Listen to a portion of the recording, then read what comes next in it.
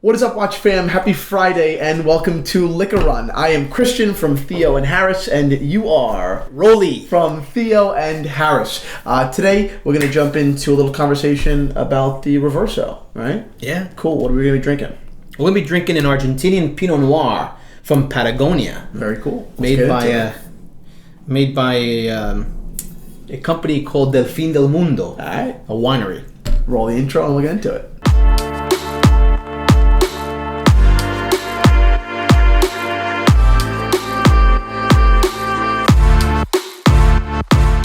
All right, before we get into it, quick wristwatch check. What are you wearing, Pops? I'm going to keep the GMT on again. Beautiful. Another week. Beautiful. Never disappoints. Yeah. Love it. Looks good with the blue. A fan sent in a collection review, and I think his dad, when he graduated college, took his GMT off his wrist and gave it to him. Isn't that cool? Not that I was implying that you should have done the same thing. I didn't think so. It would have been cool. No, but that was pretty cool. And the collection review was phenomenal. This guy's got a tremendous collection of Rolexes. And very cool. And that review is live in our YouTube channel, so you should go ahead and check that video out. After this video, the link will be in the description. First, we'll jump into the wine. Yep. Then we'll talk all things Reverso, Yep. JLC, Yep. history, Yep. pedigree, where it's been, where it's going. Probably one of the most important and iconic watches of all time. First, Vino. Vino Veritas. So let's crack open the bottle of wine and let's get talking. Let's talk a little bit about the wine. Cool. Sure. So, Argentina has been producing high quality wines for quite a while. Okay. A lot of the quality wines that we know of come from Mendoza. Okay. Okay, but in the past couple of years, the most flourishing area of high quality wines in Argentina comes from Patagonia. Okay. Patagonia is the southernmost region in the world that produces wine. Okay. And the quality is outstanding. The critics say that Patagonia is probably the most perfect place in the world to grow grapes. The climate? The climate, because the climate is so perfect. It's cold.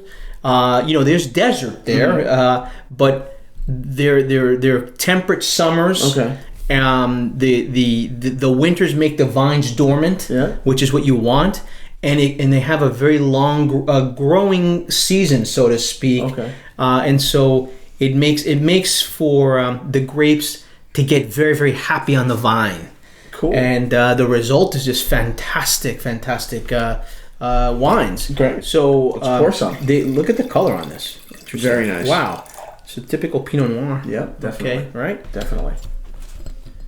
I'm excited. We haven't had a South American wine in quite a while. Yeah, this is cool. I'm excited. Yeah. Let's check out your Let's see. nose. This And is what are you 2014 a Reserva. So we'll smell it. We'll take a sniff and then ask about the Reverso. 12 months in French oak. Okay. Okay, aging. What you get on the nose? Well, we drink William Sellum, right? Mm-hmm. American William Sellum, and that wine has very pronounced like smokiness to it. This wine does not have that. This has a very pure, fruity nose, but almost old world in a sense. Very nice, very clear. Not ruby red, right? No, it's quite light. But yeah, it's light. Yeah, cool. But let's see. Let's taste it.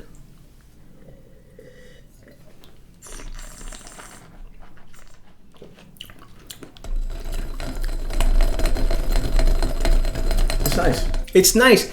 I find the flavors a little muted on this wine. So I'm getting a lot of I'm getting a lot of something in my mouth. I don't know. I don't feel like a lot going on, but I have something strong. Maybe the bottle is a little too warm, perhaps. But I'm getting more alcohol than anything else. Okay. So yeah, that's what I'm getting. I'm not digging it. Okay. Flat out not liking it. I don't like it. There is a little bit of a slightly it's like a brown rib. ochre hue to it. Yeah. So this one, guys, no. Maybe it's a bad bottle. Maybe it's the warmth. I don't know. It's gotten great reviews.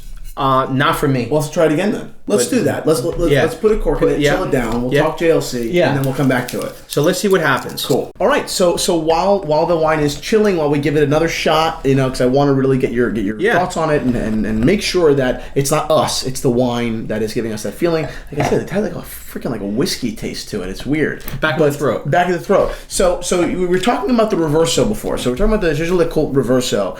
And I know it's a watch you love. I love it aesthetically. Yes. But learning more about it, right? I think it would be kind of cool. It's a watch that I don't know much about. Right. I don't know the heritage behind the watch. I've heard a little bit. It's a sports watch? I had no idea it was a sports watch. Yeah, the Reverso was introduced in 1931. Mm-hmm. And originally, the original intention or the original purpose that it was serving was a watch that could obviously flip to another side that was just steel that would protect the acrylic from being cracked in a polo match. So the watch was basically something that could just flip, hide, so you don't have to take the watch off when they play polo. That was the idea of it. So really, it's a tool watch for sporting. Sure, events. A sport utility watch. Right. Now that's not where the watch became famous. To my understanding, the watch became famous as a piece of decoration, a piece of jewelry for wealthy people, that wanted to put their logo, their family crest, and stuff like that on the back, which people still do today. That's fantastic. It's a great idea. But it has that history as a sports watch. Yeah. But does it look anything like a sports watch to you? No, I love the watch. It looks like an ultimate dress watch. It does. It's got beautiful heft to it. Yeah. And when you flip that around, that mechanism, it goes into action. It is a beautiful thing to see. And the flip is very sturdy. It's very sturdy. Yeah. Right. We put it out with them in Wempe maybe a year or two ago. And I was surprised by how sturdy the flipping mechanism is. Yeah, they're beautiful watches. Obviously they've had a lot of time to perfect them. That would be a nice, Christmas gift. So we looked at a couple of Reversos, and I know that you and I both went with what they call that Tribute 1931. So it was their tribute watches in proportion in thinness to the original Reversos. Okay. The modern ones are a little bit thicker. I know we both chose those for their kind of flatted, elongated look. Mm-hmm. But you went with the gold one, right? I did. Was it yellow or was it rose? I think it's rose gold. Yeah. I personally, I love rose gold. Pretty warm. I've been fortunate to have the 1815 the pink rose gold. I've never been a big fan of gold watches. But that watch just changed my perception and my feeling about gold, and specifically rose gold watches. Yeah. They really stand out in such an elegant way. But they lack that blingy kind of, what I mean? They're just warm. It's a muted elegance. It definitely is. And what's kind of funny, is the watch that you picked, I mean, that watch retails for $21,000 or something like that. Solid gold, ultra thin, beautiful watch. But that's a lot of money. $21,000. I mean, I can't say that I would justify a $21,000 splurge. But on the aftermarket that we were talking about before, these watches have taken a beating, both in steel and in precious metal, and particularly in precious metal. Why do you think that's so? Maybe because of demand. I mean, I think that a lot of people are more inclined to spend their $20,000 on a Royal Oak. On something that is more sporty and more, quote unquote fun. Being refined isn't always fun. You know what I mean? I think there's a larger audience of people that are ready to blow $21,000 on a Royal Oak. It's just where people are going to spend their money. Sure. So these JLCs have taken basically a beating. You could pick one of these up for $9,000 to $11,000. That's half of what they originally retailed for. I mean, that kind of sucks for the guys who bought them originally, right? That's like buying an great vintage Bordeaux. Okay. Where you're still getting a hell of a wine, and you're paying a fraction of the cost because it wasn't in 1995. Right. It wasn't in 2005. Yeah. It wasn't in 1961. It wasn't what everyone wanted it. That's right. But it's good. But man, it's good. It's really good. Nothing's changed, really. I love that. And so I chose the black Tribute to 1931. Took the photo. I mean, that is a beautiful watch. Beautiful watch. Right? Yeah. The one, I don't know if you remember, that was one of the watches that I wanted to get when I graduated college. And that watch ended up actually being pretty big on my wrist. Do you remember that? Yeah, I remember very well. Yeah, I was really disappointed. I don't know if you guys out there have tried on a JLC Reverso Tribute 1931, but if you have, comment below whether or not you think it wears kind of like, large. I found it large. It wears long. Long. Yeah. But it kind of fell off my wrist a little bit. It was sliding over. Yeah. Yeah. So although it started as that sports watch, what really made it famous was like the social class, the conspicuous consumer. You wanted your family crest, on the back of your watch, and that kind of rings true till today. For me, when I think of that watch, yep. I just think the upper crust, really very wealthy. well-to-do. Yep. Fifth Avenue, Madison Avenue, yep. and all places, Paris. Yeah. Just a lot of money. A lot of money. Very very white. Yeah, it is. It's just the truth. You don't see the average guy wearing JLC Reverso. No, you're not wearing like Nikes. You know what I mean? You're not. Of course, now we do, but still, that idea of what that watch means doesn't go to the normal person now, even though they own it, even though we own it. It goes to like Bruce Wayne. That's kind of the Bruce Wayne, and he did wear a Reverso in one of the Batman movies. Yeah. That's who you're thinking about. But it makes perfect sense because 100%. Because you're going to talk a little bit about where the watch came, where it started, and why it even came into existence. Yep. So it really doesn't. It's not far fetched. No, not at all. No, it makes perfect sense. So yeah, I don't know. I'm an enormous fan of this watch, and frankly, I am too. Even though $10,000 is a lot of money to spend on a watch, the solid gold Reverso. I mean, in that that at $10,000, that's a lot of watch. It's a lot of money. It's a lot of money, but it's also a lot of watch. You got to give them that. It is. It's a beautiful watch. If you're wearing one, you're wearing one. Understated elegance, which I love. Yep. And man, you're fortunate to have it. Yep. Yeah. All right, so we chilled it for. Let's give this guy a second chance. Let's pop this cork again. Let's try this.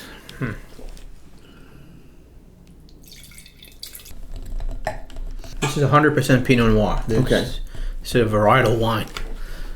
Cheers. Salud.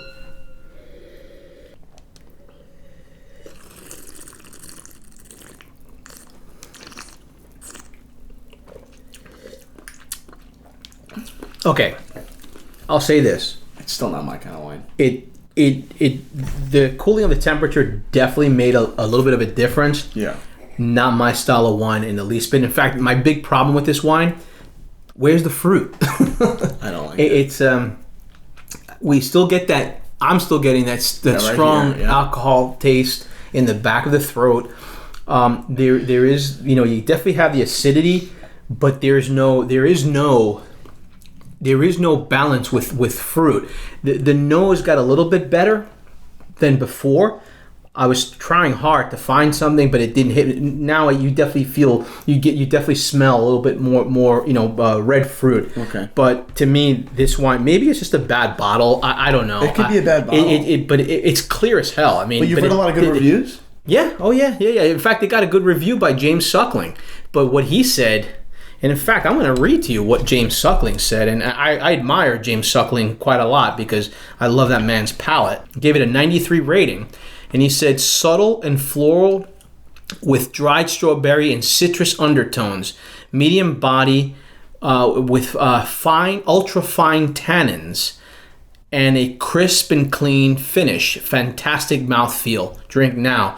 I don't agree. Again, this is maybe we're just having a bad example of it, but sorry guys, this one didn't cut it. Yeah, sorry, Watch Fam. This week there's no wine recommendation. I mean, you give it a shot if you'd like. How much was the bottle? $16.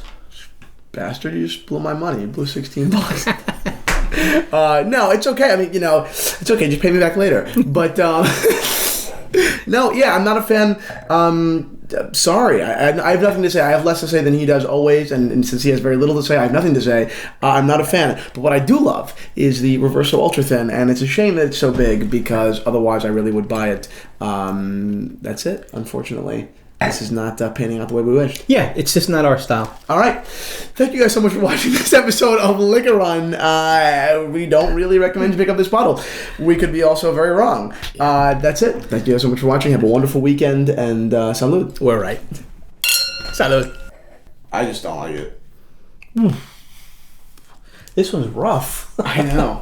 And just because I don't know anything about wine, just because I'm just being, like just a casual wine drinker, I feel like we must be wrong. I must be wrong, because how dare I cast judgment on a thing that I literally have no idea anything about it. I will limit my statement to this particular glass is really bad tasting. In the most ghetto kind of review way possible. I don't even know what to say. It just did not deliver. Yeah. I'm still trying to search. What do you think the odds of it being a bad bottle are?